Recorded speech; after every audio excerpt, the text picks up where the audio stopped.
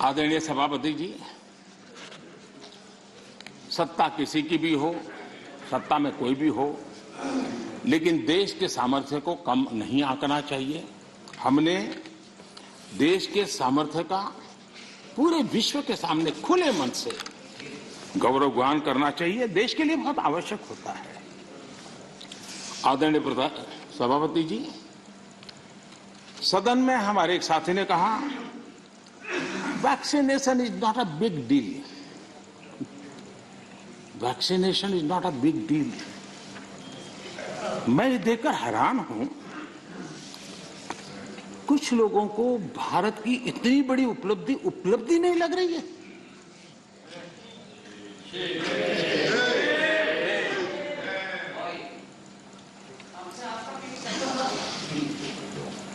एक साथी ने यह भी कहा कि टीकाकरण पर व्यर्थ खर्च हो रहा है। ये देश सुनेगा तो क्या लगेगा ऐसे लोगों के लिए।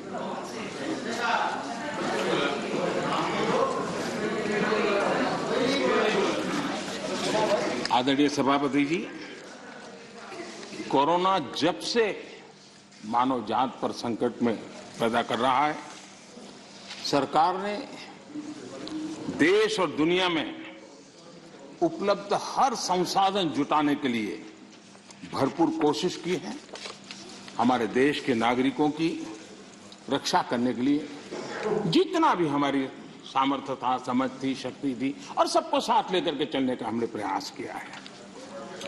और जब तक महामारी रहेगी, तब तक सरकार गरीब से गरीब परिवार का जीवन बचाने के लिए जितना खर्च करना पड़ेगा, चर्चा करने के लिए प्रतिबद्ध है।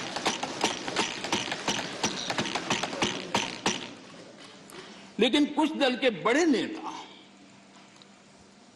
बीते 2 सालों में उन्होंने जो अपरिपक्वता दिखाई है, उससे देश को भी बहुत निराशा हुई है। हमने देखा है कि कैसे राजनीतिक स्वार्थ में खेल खेले गए हैं।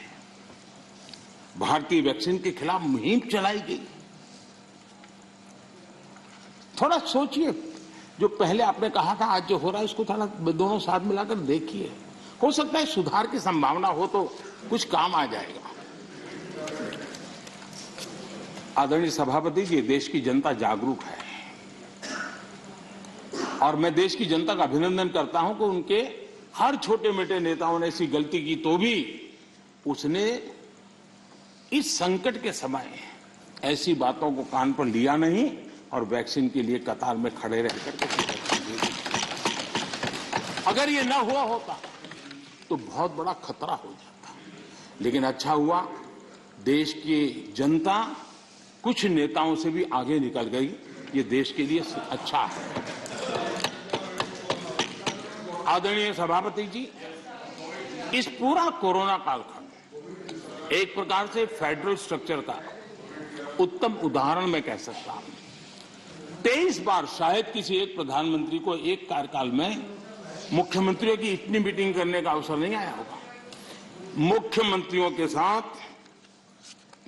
23 मीटिंगें की गई और विस्तार से चर्चाएं की और मुख्यमंत्रियों के सुझाव और भारत सरकार के पास जो जानकारियां थी, उसमें मिलजुल करके, क्योंकि सदन में राज्यों से जुड़े हुए वरिष्ठ नेता यहां बैठे हैं, और इसलिए मैं ये कहना चाहूंगा, ये अपने आप में बहुत बड़ी घटना है। 23 मीटिंगें करना इस कालखंड में और विस्तार से चर्चा करके रणनीति बनाना और सबको ऑन बोर्ड लेकर के चलना, और चाहे केंद्र सरकार हो, राज्य सरकार हो या स्थानीय स्वराज की संस्था की इकाइयां हो, सबने मिलकर के प्रयास किया है। हम किसी की योगदान को कम नहीं आंकते हैं, हम तो इसको देश की ताकत मानते हैं। लेकिन आदरणीय सभापति जी, कभी आत्मचिंतन करने की जरूरत है कुछ लोगों को। जब कोरोना की ऑल पार्टी मीटिंग बुलाई गई, सरकार की तरफ से विस्तार से प्रेजेंटेशन देना था और एक तरफ से कोशिश की गई कि कुछ दल न जाए, उनको समझाने की कोशिश हुई और खुद भी नहीं आए, ऑल पार्टी मीटिंग का बहिष्कार किया। मैं शरद राव जी का फिर से आभार व्यक्त करना चाहूंगा।